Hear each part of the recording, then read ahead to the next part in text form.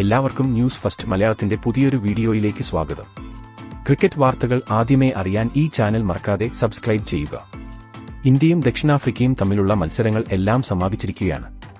ഇനി ജനുവരി 11 മുതൽ ആരംഭിക്കുന്ന 3 മത്സരങ്ങളുടെ T20 പരമ്പരയിൽ ഇന്ത്യ അഫ്ഗാനിസ്ഥാനെ നേരിടും. ജൂണിൽ USA-യിലും വെസ്റ്റ് ഇൻഡീസിലുമായി നടക്കാനിരിക്കുന്ന 2024 T20 ലോകകപ്പിന് മുമ്പുള്ള ഇന്ത്യയുടെ അവസാന T20 മത്സരമാണിത്. നവംബറിൽ നടന്ന 5 മത്സരങ്ങളുള്ള പരമ്പരയിൽ ഇന്ത്യ 4-1 ഓസ്ട്രേലിയയെ തോൽപ്പിച്ചിരുന്നു. ജനുവരി 11 മുതലാണ് അഫ്ഗാനുമായുള്ള മത്സരങ്ങൾ ആരംഭിക്കുക. ആദ്യ T20 മൊഹാലിയിലെ പഞ്ചാബ് ക്രിക്കറ്റ് അസോസിയേഷൻ സ്റ്റേഡിയത്തിലും രണ്ടാമത്തേത് ജനുവരി 14 ഇൻഡോറിലും അവസാനത്തെ മത്സരം 17 ബംഗളൂരു ചിന്നസ്വാമി സ്റ്റേഡിയത്തിലുമാണ് നടക്കുക. 2023 രോഹിത്തും കോഹ്ലിയും ഏകദിന ഫോർമാറ്റിൽ ശ്രദ്ധ കേന്ദ്രീകരിച്ചിരുന്നു.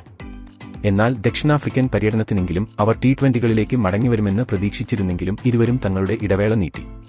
അങ്ങനെയാണ് 2024 T20 ലോകകപ്പിന് അവർ കളിക്കുമോ എന്നതിനെക്കുറിച്ചുള്ള ചർച്ചയ്ക്ക് തുടക്കമിട്ടത്.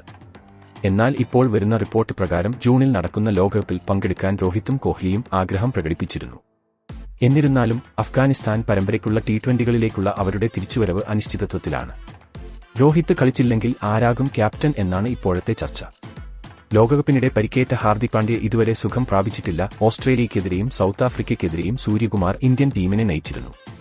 എന്നാൽ അടുത്തിടെ ദക്ഷിണാഫ്രിക്കയ്ക്കെതിരായ പരമ്പരയ്ക്കിടെ ഇന്ത്യൻ സ്റ്റാർ ബാറ്റിംഗ് താരം സൂര്യകുമാർ യാദവിന് പരിക്കേറ്റിരുന്നു.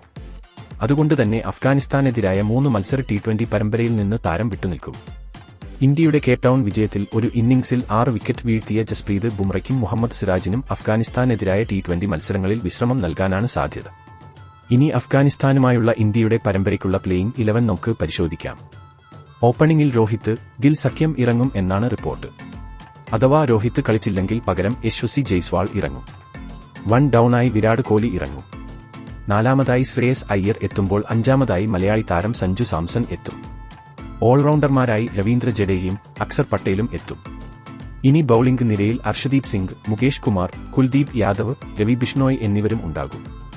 ദക്ഷിണാഫ്രിക്കയുമായുള്ള മത്സരത്തിൽ മികച്ച പ്രകടനമാണ് ഇന്ത്യ കാഴ്ചവെച്ചത്. അതേ ഫോം ഇനിയും തുടർന്നാൽ ഇന്ത്യയ്ക്ക് അഫ്ഗാനുമായും അനായാസം വിജയിക്കാൻ കഴിയും. അതുകൊണ്ട് തന്നെ കഴിഞ്ഞ പരമ്പരകളിലെ പോലെ തന്നെ ഇന്ത്യ ഈ പരമ്പര തൂത്തുവാരുമെന്ന് ഉറപ്പാണ്. ഇതിനെപ്പറ്റി നിങ്ങളുടെ അഭിപ്രായം എന്തെന്ന് താഴെ കമന്റ് ചെയ്യുക. അപ്പോൾ ഇതുപോലെ കൂടുതൽ ക്രിക്കറ്റ് വാർത്തകൾക്കായി ഈ ചാനൽ മറക്കാതെ സബ്സ്ക്രൈബ് ചെയ്യുക.